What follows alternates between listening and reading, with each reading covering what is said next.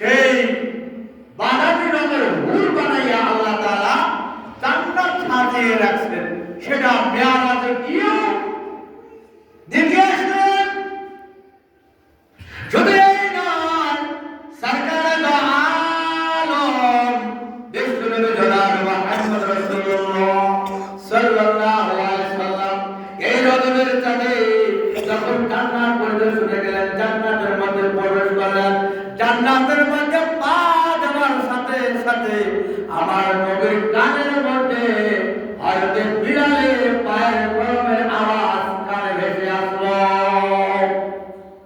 এক জাতের কাঠের সেন্ডেল পায়ে দিতে হয়তো বিলাল যখন চলতেন খটখট একটা শব্দ হতো। যখন বিলালের চলতেন শব্দটা জান্নাতে যাওয়ার পর পরই মেরাজের রাত্রিতে জান্নাতে যাওয়ার সাথে সাথে নবীর কানে এই আওয়াজ আসলো। আর রাসূল আকরাম সাল্লাল্লাহু আলাইহি ওয়াসাল্লাম দুনিয়ার মধ্যে এসে বিলালকে জিজ্ঞাসা করলেন, রে বিলাল, ও আমার বিলাল, দুনিয়ার মধ্যে এমন কি আমল তুমি করেছো? বিলাল রাদিয়াল্লাহু তাআলা আনহু বলেন, ইয়া রাসূলুল্লাহ, ইয়া হাবিবাল্লাহ, দুনিয়ার মধ্যে তেমন কোন আমি আমল করে নাই, তবে ওযু করার পরে তায়াতুল ওযু 2 রাকাত নামাজ আমি আদায় করেছি।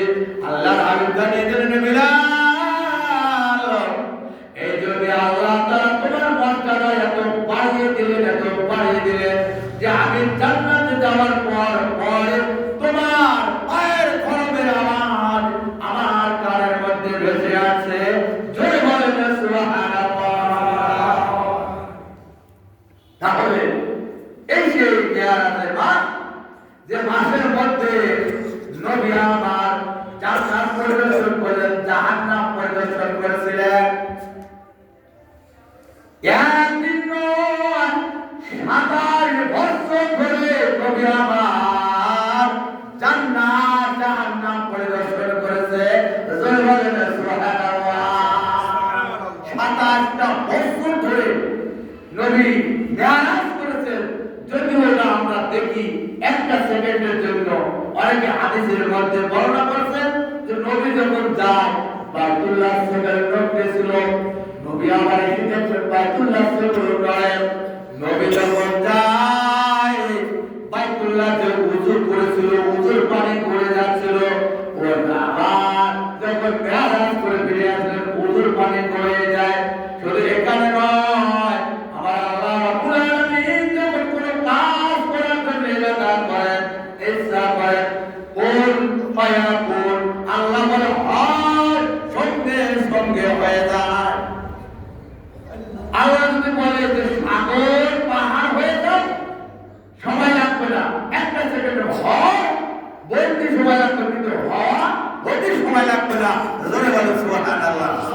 এই জন্য ওই অল্প সময়ের মধ্যে আল্লাহ রাব্বুল আলামিন 27টা বছর পার করে দিয়েছেন।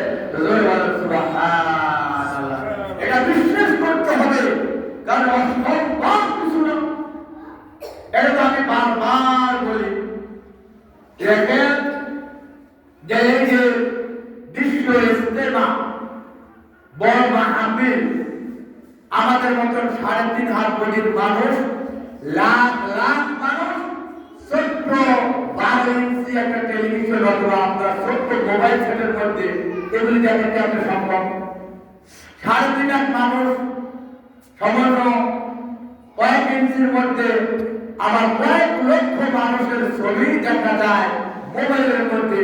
এইটা যদি মানুষের যদি তৈরি করতে পারে, মানুষের জন্য যদি এটা সম্ভব হয়, তাহলে একটা সেকেন্ডের মধ্যে, একটা মিনিটের মধ্যে এরকম 27 বছর পার করে দেওয়া, এটা আমার আল্লাহর জন্য অসম্ভব কিছু না করা, ঠিক না বেশি করা যায়। এই জন্য এটা আমাদের বিশ্বাস করতে হবে যে আমার নবী অনেক 27 বছর ধরে মেরাজ করেছেন এবং জান্নাত জাহান্নাম পরিদর্শন করেছেন। কবি বলেন, এমন কোনো হজরত করা যাও দেখছে কোনদিন, এমন কোন বর্ণনা নাই শুনছে কোনদিন।